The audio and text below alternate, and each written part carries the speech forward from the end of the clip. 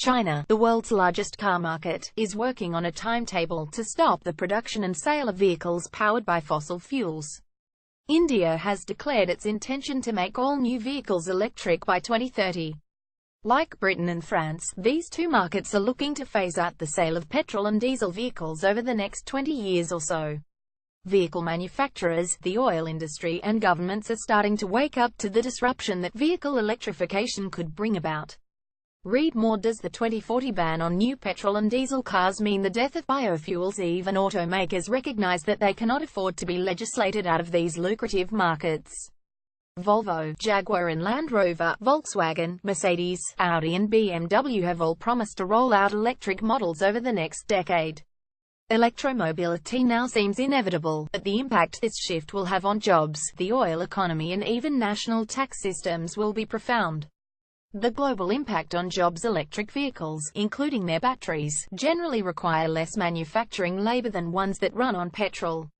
For this reason, among others, a phase-out of combustion engines by 2030 could cost an estimated 600,000 jobs in Germany alone, according to one report from the country's IFO Economic Institute. But it may not all be doom and gloom. According to the Australian Federation of Automotive Parts Manufacturers (FAPM), the ban may be good news for suppliers to the Chinese market, including Australia.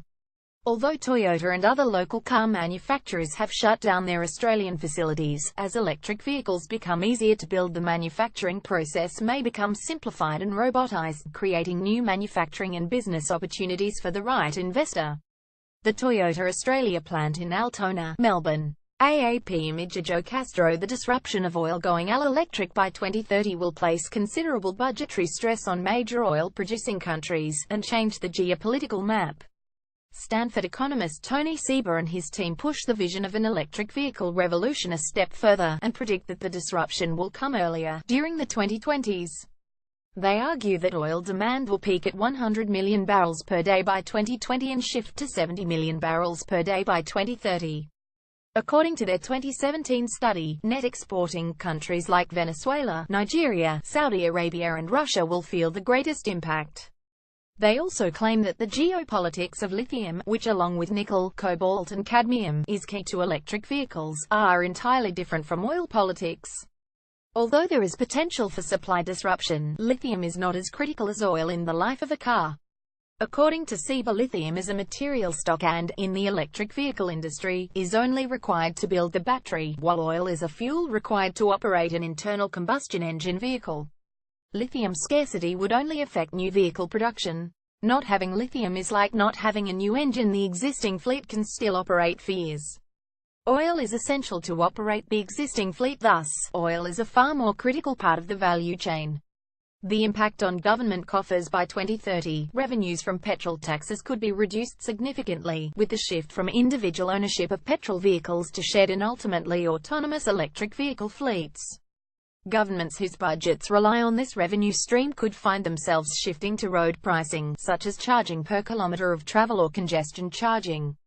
Modeling by Seba and his team shows that $50 billion from petrol taxes could disappear from the U.S. economy. In Australia, according to the Bureau of Infrastructure, Transport and Regional Development, public sector road-related revenue totaled $28.7 billion in 2001,415.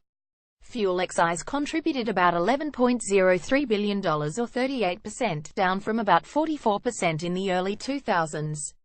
This revenue will come under direct threat with increasing electric vehicle market adoption.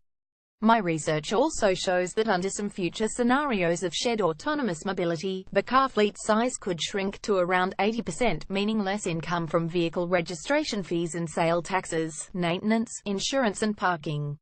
The BMW i3 electric car. Carlos Dambrand's Flickr, CC by the Future Outlook. Although the detail of the bans in China and India is still sketchy, they represent just the kind of government policy shifts that are likely to make electric vehicles more pervasive.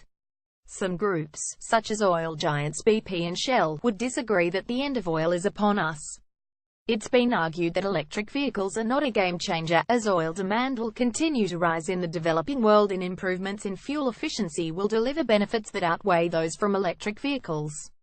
Read more. Politically charged. Do you know where your batteries come from? The sheer breadth of the potential disruption makes it hard to predict what will happen, especially when the mix of sharing, electric and self-driving technologies converge to disrupt the mobility ecosystem.